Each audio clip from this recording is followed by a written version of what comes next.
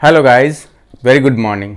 तो आज हमारा बेंट और रो एक्सरसाइज का डेमो है। बारबेल के साथ में कैसे बेंट और रो करते हैं उसके बारे में हम सीखने वाले हैं। तो जब भी हम बैक बाइसेप्स करते हैं तो बैक के अंदर तीन मेन मसल ग्रुप होता है। एक पुलिंग वाला जो लेटिसिमस डोर्सी काम करता है और बाकी मसल्स उसको असिस्ट करते हैं। दूसरा मसल ग्रुप है ट्रेपेजियस, इसका काम है एलिवेट करना, डिप्रेस करना और ऐसा रिट्रैक्ट करना। ओके। तीसरा है लोअर बैक, जो ये वाला मूवमेंट होता है और स्पाइन को इरेक्ट करके रखता है। ये तीन मेन मसल ग्रुप होता है। तो जो पुलिंग वाला मसल ग्रुप है लेटिसिमस डोर्सी, इसमें बहुत सारी वेरिएशंस होते हैं। हम जितने भी एंगल से पुल करते हैं, चाहे आप सामने से पुल कर रहे हैं, ऐसे ग्रिप में पुल कर रहे हैं, ऐसे पुल अप्स, चिन अप्स या लेट पुल डाउन, एक हाथ से, किधर से भी जो भी पुलिंग मूवमेंट हो रहा है वो हमेशा लेटिसिमस डोर्सी से होएगा। तो उसमें जो मेन इंपॉर्टेंट एक्सरसाइज है पुलिंग वाले में, उसमें सबसे इम्पोर्टेंट होता है पुलअप्स वाला, जो हम चिनअप्स करते हैं, ये ग्रिप या फिर कोई भी एक ग्रिप, ये सबसे इम्पोर्टेंट होता है। लेकिन ये बहुत डिफिकल्ट होता है तो सबसे नहीं हो पाता। जो एडवांस लेवल का रहेगा, जिसका स्ट्रेंथ अच्छा है, वही सिर्फ कर पाएगा। उसके बाद में जो सेकंड आता है वो है बेंट और रो, जो हम ये करने वाले हैं। अब बेंट और रो को हम डंबल के साथ में भी कर सकते हैं, बारबेल के साथ में भी कर सकते हैं। डंबल से कैसे करते हैं, उसका फॉर्म टेक्निक कैसा रहता है और कॉमन मिस्टेक क्या होती है, उस पर मैंने एक ऑलरेडी वीडियो बनाया है जो बैक बाइसेप्स की प्लेलिस्ट में है, आप जाके चेक कर सकते हैं। आज का जो हमारा वीडियो है वो बारबेल के ऊपर है। अगर आप बारबेल से बेंट और रो कर रहे हैं तो उसमें उसका फॉर्म टेक्निक कैसे रहेगा और उसमें कॉमन मिस्टेक क्या हो सकती है। तो पहले हम 5 रिपीटेशन का एक काउंट करते हैं, फिर देखते हैं। ओके। ये वाला ऐसे बैक आर्च करके उठाना आपको। जब भी आप फ्लोर से वेट को उठाएंगे तो प्रॉपर स्पाइन को स्ट्रेट करके ऐसा, और बहुत ज़्यादा वाइड नहीं पकड़ना ऐसे, और बहुत ज़्यादा नैरो नहीं, ऐसा। जब आपका आर्म से ना पैरेलल हो, इतना सा पकड़ना, आपको जितना कन्वीनियंट हो। किसी किसी का बॉडी ज़्यादा स्टिफ रहता है तो थोड़ा सा वाइड पकड़ सकते हैं। ओके। अब इसमें ये वाला मैं आपको साइड व्यूज दिखा रहा हूँ ताकि आपको पता चलेगा कि पोस्चर कैसा रहता है। ओके। और इसमें देखिए स्टांस जो है अपना वो इतना सा रखना, शोल्डर विड्थ, और थोड़ा नैरो करेंगे तो भी चलेगा, हिप विड्थ भी चलेगा। क्योंकि जैसे हम बेंट और करने के लिए बॉडी को बेंड करते हैं तो हाइट कम हो जाता है। जब हाइट कम होएगा तो उसको स्टेबिलिटी के लिए बहुत ज़्यादा स्टांस की ज़रूरत नहीं पड़ती है। तो ऐसा नैरो स्टांस करेंगे, हिप विड्थ। ओके। और बॉडी को एकदम बेंड करके इतना नीचे लाना है। ओके। आपका जो टोर्सो है ये ऑलमोस्ट पैरेलल टू फ्लोर रहेगा, ऐसा। ओके। ये वाला पोजीशन, और घुटने को एकदम लॉक नहीं करना है और बहुत ज़्यादा आगे नहीं लाना है, ये परपेंडिकुलर रहेगा ये वाला पोर्शन। ओके। तो हिप को पीछे पुश करके ऐसा करना, ये वाला पोजीशन नहीं लेना है। अगर आपने घुटना आगे पुश किया तो क्या होएगा, जब हम बारबेल को पुल करते हैं तो बारबेल का पाथवे चेंज हो जाएगा। बारबेल पहले यहाँ से ऐसे जाएगा, फिर नीचे, ऐसा मूवमेंट होएगा। जब पाथवे चेंज होता तो उतना इफेक्टिव नहीं रहता एक्सरसाइज। तो इसके लिए आपको क्या करना है, बारबेल सीधा 90 डिग्री यहाँ उतरेगा जहाँ पे हम शू लेस बांधते हैं। ओके। तो इसके लिए क्या करना है, घुटने को पीछे रख के फोल्ड करना है, ऐसा परपेंडिकुलर करके। ओके। ऐसी पोजीशन में दोनों शोल्डर एक लाइन में और body almost parallel to floor. Okay. देखिए अभी 5 रिपीटेशन करते हैं, फुल डाउन, और ऐसे सामने नहीं देखेंगे, नेक को एक्सटेंड करके नहीं देखना है, नीचे देखना है, नेक को न्यूट्रल रखना है। ओके। ये पोजीशन, ये आपका स्टार्टिंग पॉइंट है, यहाँ पे ब्रीदिंग चेंज करना है। Okay. So first inhale, up down, then exhale. ऐसा नीचे कोलैप्स नहीं कराना है, कंट्रोल के साथ में ऐसा नीचे जाना चाहिए। एल्बो पूरा खोलना है लेकिन ये रिट्रैक्शन लूज नहीं होना चाहिए। ओके। तो यहां से 1 2, inhale first, up down, then exhale, again inhale, down, breathing नीचे चेंज करेंगे, सीधा ऊपर नीचे, ये ऐसा गैप नहीं होना चाहिए। बारबेल एकदम पैर के पास में रहेगा। ओके। तभी ये अप डाउन होगा, जितना यहाँ गैप बढ़ेगा उतना ही मोमेंट चेंज हो जाएगा। ओके। तो ये अपना बेंट और रो बारबेल के साथ में। डंबल से करते हैं तो सेपरेट मूवमेंट होता है, तो दोनों लिम्स के बीच में जो गैप होता है ये किसी का एक स्ट्रॉन्ग रहेगा, एक वीक रहेगा, तो वो डिफरेंस खत्म होता है। लेकिन इसका भी अपना बेनिफिट है, ये एक सिंगल ऑब्जेक्ट है, बायलैटरल मोमेंट है।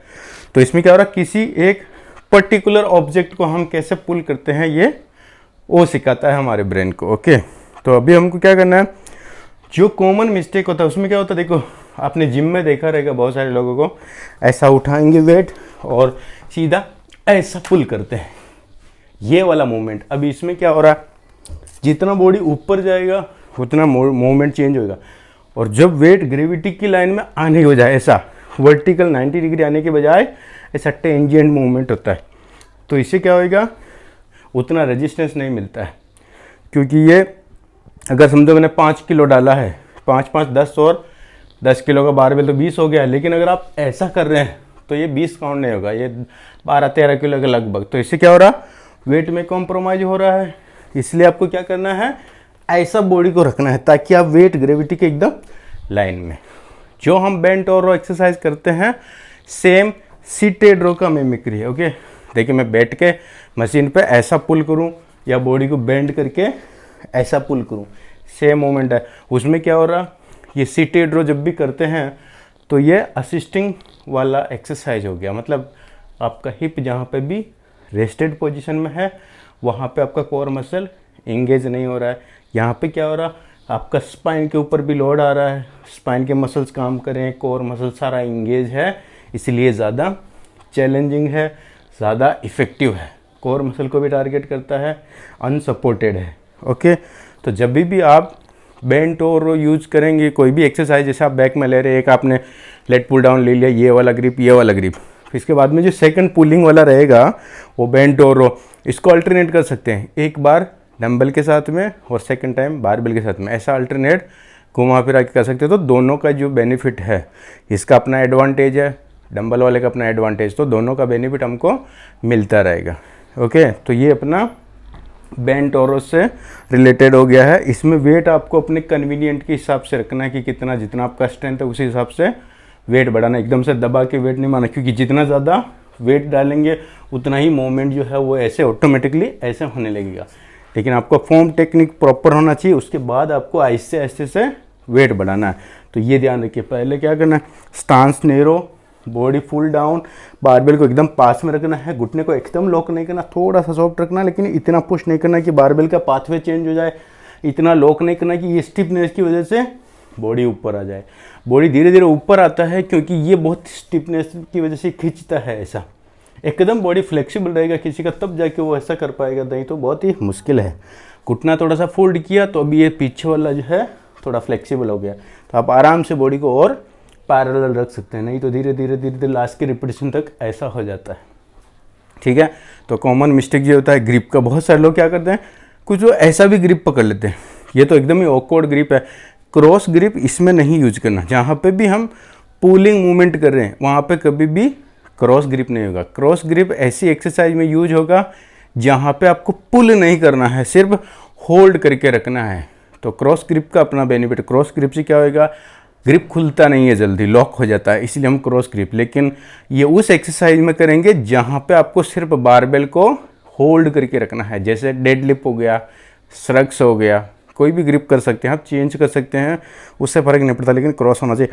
पुलिंग में कभी भी क्रॉस ग्रिप नहीं, क्योंकि देखो कैसे पुल करेंगे, या तो ऐसा ग्रिप या तो ऐसा ग्रिप। अब इसमें एक और कन्फ्यूजन है, बहुत सारे लोग क्या करते हैं, ऐसा ग्रिप पकड़ते हैं, तो ऐसे ग्रिप में भी आप बेंट और रो कर सकते हैं, लेकिन प्रॉब्लम क्या है, जब हम ऐसा ग्रिप पकड़ के पुल करते हैं तो हमारा बाइसेप्स की बजाय फोर आर्म का ज़्यादा इन्वॉल्वमेंट होता है, और जहाँ फोर आर्म ज़्यादा है वहाँ पे आप ज़्यादा पुल नहीं कर सकते हैं, क्योंकि ये मैकेनिज्म चेंज हुआ। देखो जैसे मैं ऐसे घुमाता हूँ, आपने देखा रहेगा बाइसेप्स कर्ल करते हैं तो ज़्यादा वेट जाता है, रिवर्स कर्ल करेंगे तो कम वेट जाता है, क्योंकि रिवर्स कर्ल में फोर आर्म जो छोटे छोटे मसल्स हैं उनका ज़्यादा वो डोमिनेंटली काम करता है, ये यहाँ पे स्विच हो जाता है। तो जब आप ऐसे ग्रिप में पुल कर रहे हैं तो सेम वो रिवर्स कर्ल जैसा हो रहा। तो भाई यहाँ पे हमारा टारगेट फोर आर्म को डेवलप करना नहीं है, यहाँ पे ट्रेनिंग जो है हमारा लेटिसिमस डोर्सी का, बड़ा जो प्राइम मूवर है, मेन मसल्स है, उसको टारगेट करना है। उसके लिए क्या करना है आपको, इस ग्रिप की बजाय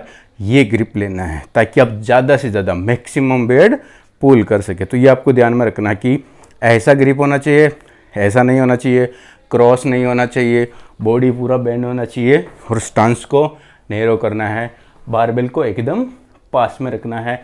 स्टार्टिंग जो ब्रीदिंग होता है, ब्रीदिंग का एक स्टार्टिंग पॉइंट होता है, जैसा मैंने पहले वीडियो में बताया कि हर एक एक्सरसाइज का एक स्टार्टिंग पॉइंट होता है, उसी पॉइंट पर आपको ब्रीदिंग स्विच करना है।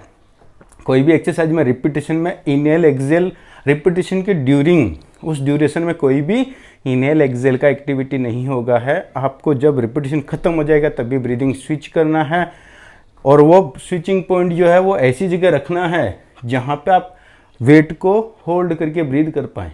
ऐसी कंडीशन में नहीं कि जहाँ मसल बहुत ज़्यादा इंगेज है और आप वेट ही नहीं उठा पा रहे और ब्रीदिंग करने के लिए, तो ऐसा पॉइंट चूज करिए जहाँ वे आपका मसल जो है रिलैक्स पोजीशन। अभी यहाँ पे देखो मैं इसको ऊपर पुल कर रहा हूँ, ऊपर पुल करने के बाद यहाँ ज़्यादा देर होल्ड नहीं कर सकता हूँ मैं ब्रीदिंग स्विच करने के लिए, तो क्या करेंगे, नीचे रखेंगे। अभी यहाँ पे देखो रिलैक्स हो गया मैं, तो ये स्टार्टिंग पॉइंट रखेंगे इस एक्सरसाइज में ब्रीदिंग स्विच करने के लिए। तो यहाँ पे इनहेल किया पूरा ऊपर नीचे, फिर एक्सेल करेंगे माउथ से, फिर से टाइम लेना आपको ब्रीदिंग स्विच करने के लिए। Okay, first inhale, exhale, then again take your time to exchange breathing. Okay, ये आपको ध्यान रखना। तो ब्रीदिंग कैसा रहेगा, ग्रिपिंग कैसा रहेगा, आई साइट का भी बहुत इंपॉर्टेंस है। जब भी ये एक्सरसाइज कर रहे हैं, ठीक है, ये अपना एनाटॉमिकल पोजीशन है, ये न्यूट्रल पोजीशन है। अगर मैं नेक को ऐसा करके ब्रीद करता हूँ तो बहुत डिफिकल्ट है, क्योंकि आपका जो टंग है वो विंड पाइप को पीछे की तरफ पुश करता है, तो ब्रीदिंग प्रॉपर नहीं हो पाता। जब भी नेक एक्सटेंडेड पोजीशन में रहेगा तभी ब्रीदिंग प्रॉपर नहीं हो पाता। तो जो कोई पर्टिकुलर एक्सरसाइज ऐसी है जहां आपकी बॉडी को बेंड करना पड़ता है, तो बेंड करते टाइम आपका नेक न्यूट्रल पोजीशन में आपके टॉर्सो के साथ मूव होना चाहिए। ओके, तो जैसे डेड लिफ्ट हो गया या फिर ये बेंड टोर हो गया, अगर मैं ऐसा कर रहा हूँ तो मेरे को सामने नहीं देखना, देखो मेरा नेक खिंच गया, अभी मैं ब्रीदिंग नहीं ले पा रहा हूँ प्रॉपरली। तो क्या करेंगे, नेक को वापस न्यूट्रल रहना, मतलब आपको नीचे देखना है, ऐसे देखना, नेक को न्यूट्रल रखना है।